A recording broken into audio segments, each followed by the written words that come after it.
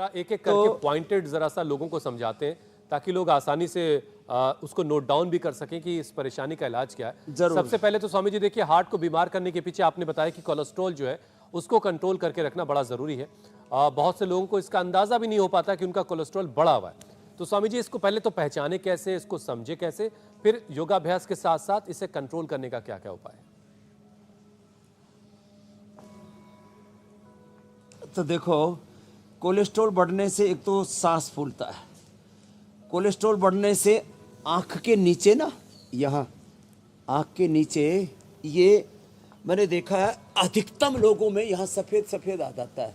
ये नीचे की तरफ, इधर नाक की तरफ ऐसे, इधर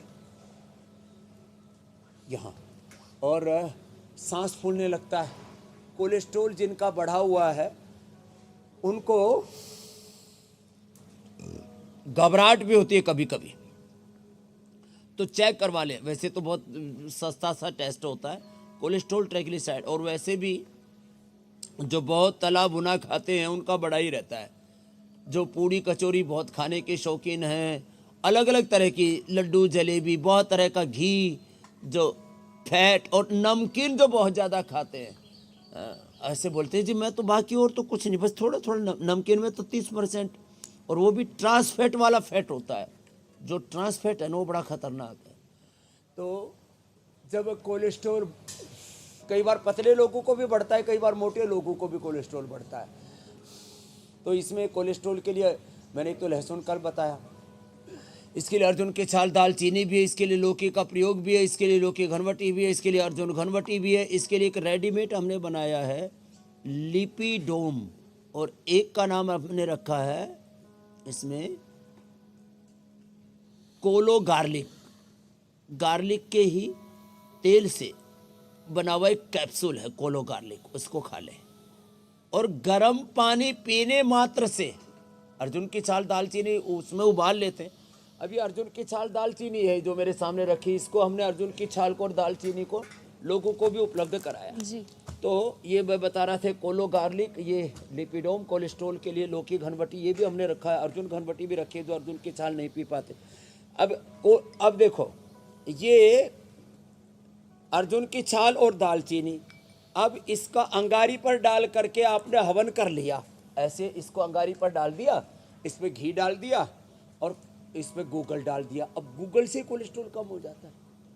तो अब ऐसी ऐसी चीज़ें पहले हमारे बड़ों को पता थी, इसलिए किसी का कोलेस्ट्रॉल नहीं बढ़ता था, किसी को हार्ट अटैक नहीं होता था। और सुबह एक बार दौड़ लगा ले,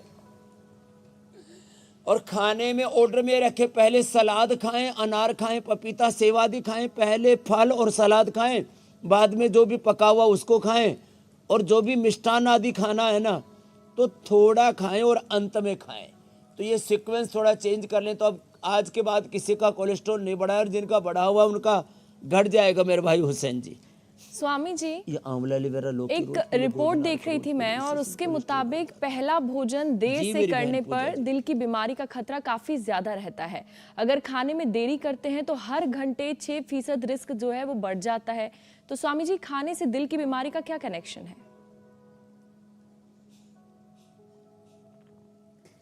देखो, फूड हमारे इस फिजिकल बॉडी का रॉ मटेरियल है, इसलिए मैं आहार जिससे शरीर बनता है, और विचार जो हमारा भावनात्मक अस्तित्व है उसका पूरा दारोमदार हमारे विचार पर रहता है। तो यदि हमारा फूड गड़बड़ होगा ना, और वो भी जैसे सुबह का, इसलिए मैंने बोलता हूँ 8 से 10, ये भी एक गलत बात है क्योंकि सुबह सुबह उठते ही चरने लग जाते हैं ये फिर एक नई रिसर्च हो रहा है कि ये भी गड़बड़ है।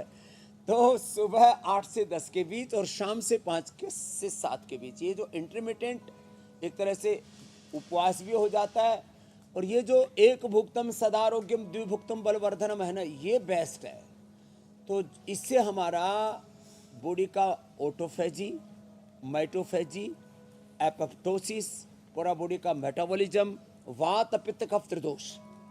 अब कफ बढ़ने से कोलेस्ट्रॉल बढ़ता है, पित्त बढ़ने से अल्सर, एसिडिटी और तमाम तरह की स्किन की प्रॉब्लम बढ़ती हैं, कफ बढ़ने से मोटापा बढ़ता है, कफ बढ़ने से गांठें भी शरीर में बढ़ती है, वात बढ़ने से सारे दर्द होने के साथ साथ नाड़ी तंत्र के भी रोग होते हैं।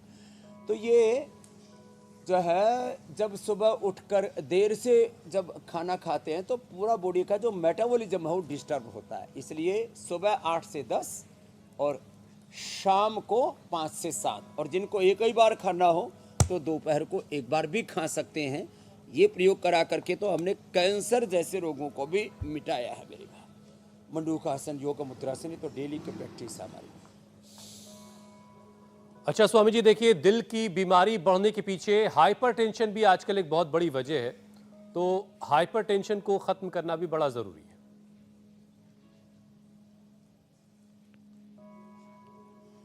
तो मंडूकासन, योग मुद्रासन, पवन मुक्तासन, मरकटासन जो हमने बताया था, ये डेली करें। माने एक रोग के लिए 2-3 से लेके 5 आसन और 2-3 प्राणायाम, इतना पर्याप्त। अब 2-3 उपाय हाई बीपी के लिए बता देते हैं।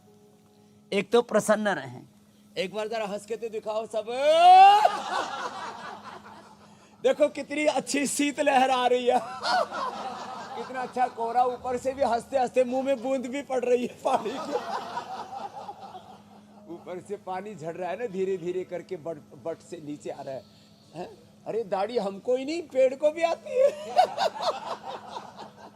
एक ने मेरे से बोले जी आपने दाढ़ी क्यों बढ़ा रखी है? मैंने कहा मैंने तो जो भगवान दी वो बढ़ा रखी, तू ये बता तूने कटवाई क्यों? जिसकी मूछ नहीं उसकी कोई पूछ नहीं, जिसकी दाढ़ी अब जो भगवान ने दे रखी उसको भी तुम जो है। दूसरी लाइन स्वामी जी नहीं आई मेरे तक, जिसकी आदर मूछ ही नहीं उसकी करते। पूछ खुश नहीं। रहो तो बीपी नहीं होगा, पॉजिटिव सोचो।